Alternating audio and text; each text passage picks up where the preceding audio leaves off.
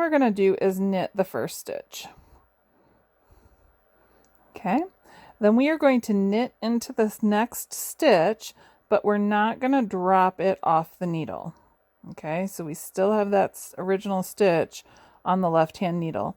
And now we're going to bind off by passing the original stitch over that one we just did. Now we're going to knit into the stitch that we left on the needle and now drop it off. And then we're going to bind off again by passing that one over. Okay, so basically we are knitting into every stitch on the needle twice, and that's part of what gives us a stretchy bind off. So let me show you again. I've got one stitch here on my right needle.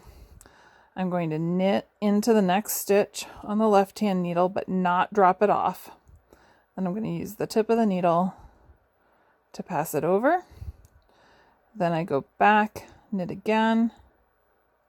That time I dropped it off. And now I'm going to use my needle to pass it over.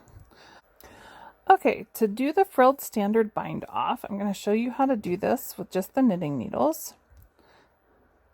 So you always knit the first stitch. Then you insert your needle into the next stitch and pull your loop through, and don't drop off the left hand needle.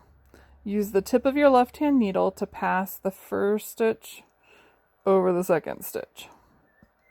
Now knit back into the stitch that you kept on your needle, and this time drop it off and bind off by passing that stitch over.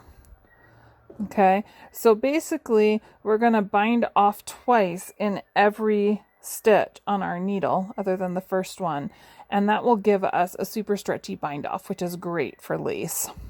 So again, I'm going to insert into the stitch and bring up my new stitch and bind off. Then I'm going to go back into that stitch that I did not drop off the needle, pull up the new stitch and bind off. We'll do this all the way across, and I'll show you what it looks like when it's done. Okay, so I didn't actually finish the row, but I got far enough in that you can see that this bind off is nice and stretchy, and as you get more of it, it kind of frills and rolls a little bit, which is exactly what I wanted for the edge of the waterfall section. So that's all she wrote, folks. This is the end of the Leg 6 tutorial. Happy knitting!